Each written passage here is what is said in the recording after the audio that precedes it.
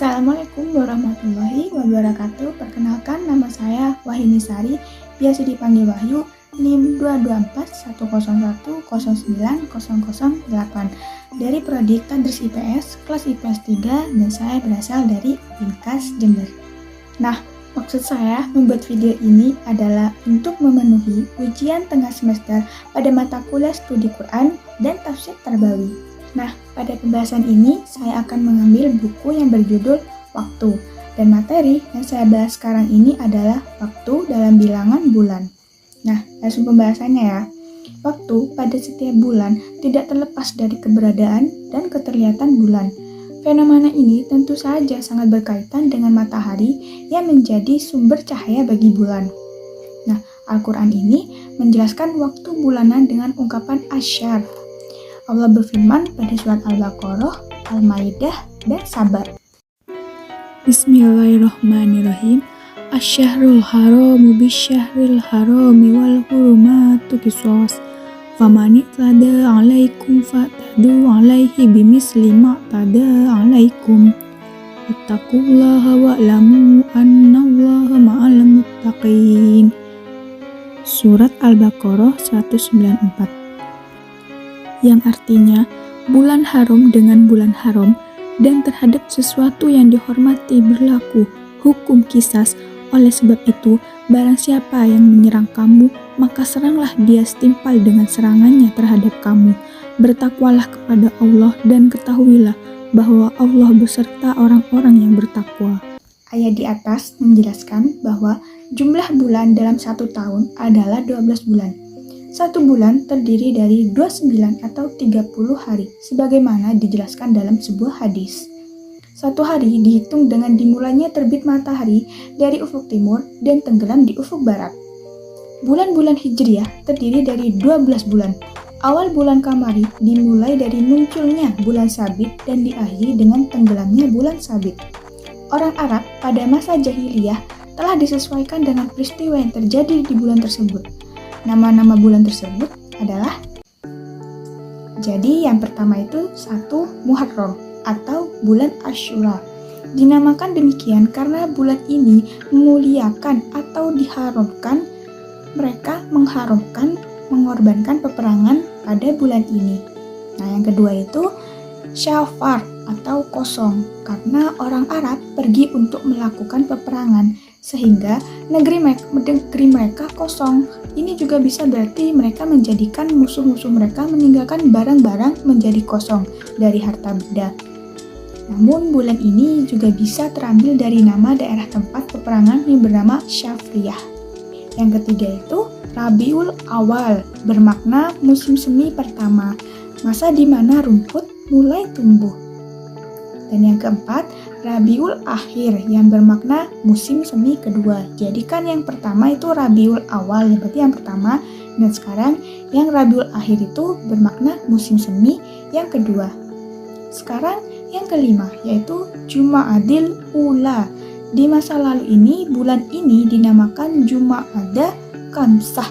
Dinamakan demikian karena masa di mana pada saat pemberian nama ini negeri mereka berada pada musim dingin sehingga air menjadi beku.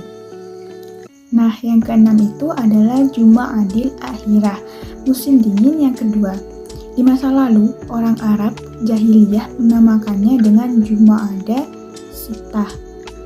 Yang ketujuh itu Rajab atau Recep ya bahasa Jawanya, berarti mengagungkan dan memuliakan. Mereka sangat menghormati bulan ini sehingga sangat mengharamkan perang pada bulan ini.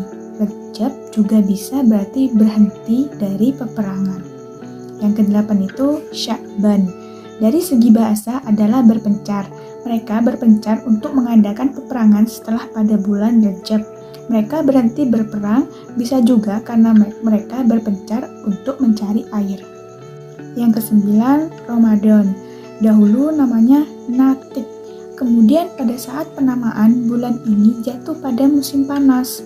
Kata Ar-Ramadah adalah pasir yang panas karena sengatan matahari. Yang ke-10 itu Syawal, artinya terangkat karena pada masa ini unta betina mengangkat ekornya agar bisa dihubungi oleh pejantan. Bisa juga karena derajat panas matahari makin meningkat atau juga berarti susu hasil perahan menjadi kering. Nah, yang ke-11 itu adalah Zulkaidah. Kata qa'da berarti duduk. Disebut demikian karena orang Arab duduk-duduk tidak mau berperang. Mereka menggunakan bulan ini. Nah, yang ke-12 itu Zulhijjah. Dinamakan demikian karena pada bulan ini dilaksanakan ibadah haji. Orang Arab jahiliyah melakukan haji dengan cara mereka sendiri. Nah, pembahasan selanjutnya yaitu peribadatan dalam Islam yang berkaitan dengan bulan. Islam menggunakan perhitungan hijriah dalam setiap peribadatannya. Di antaranya adalah 1. Puasa. Kewajiban puasa bagi umat Islam hanya pada bulan Ramadan selama 29 hari atau 30 hari. Dimulai pada awal Ramadan sampai awal bulan Syawal. Nah, yang kedua itu adalah haji.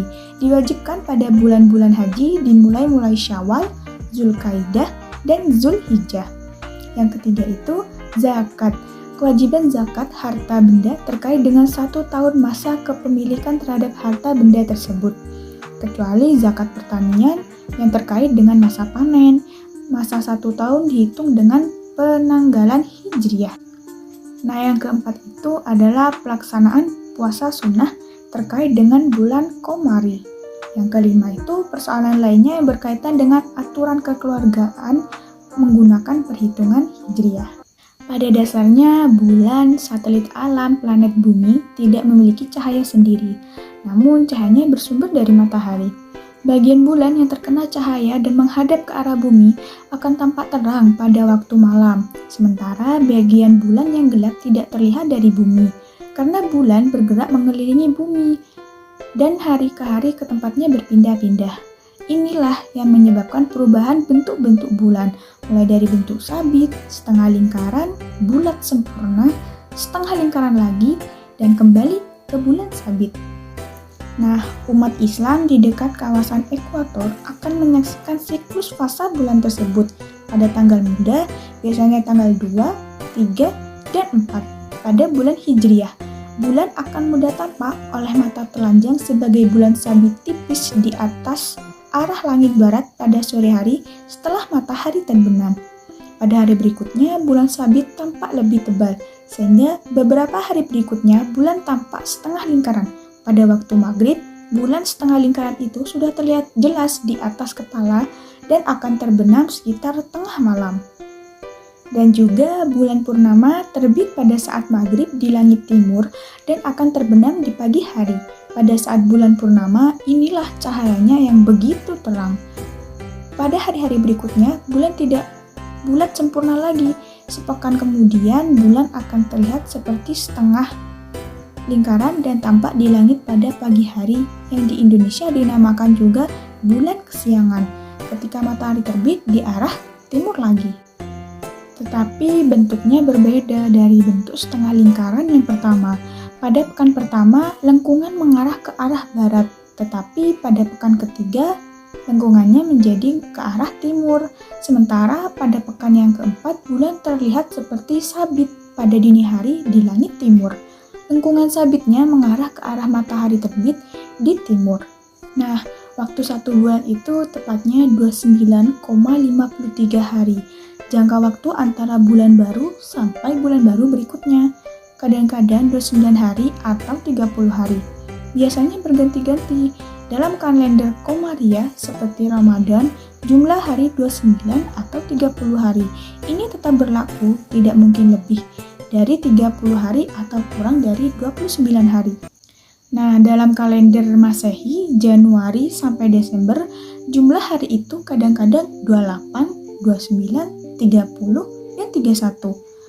Ini disebabkan karena penentuan bulannya tidak mengikuti peredaran bulan, karena Masehi hanya menghitung jumlah hari dalam 1 tahun, kemudian membaginya menjadi 12 bulan.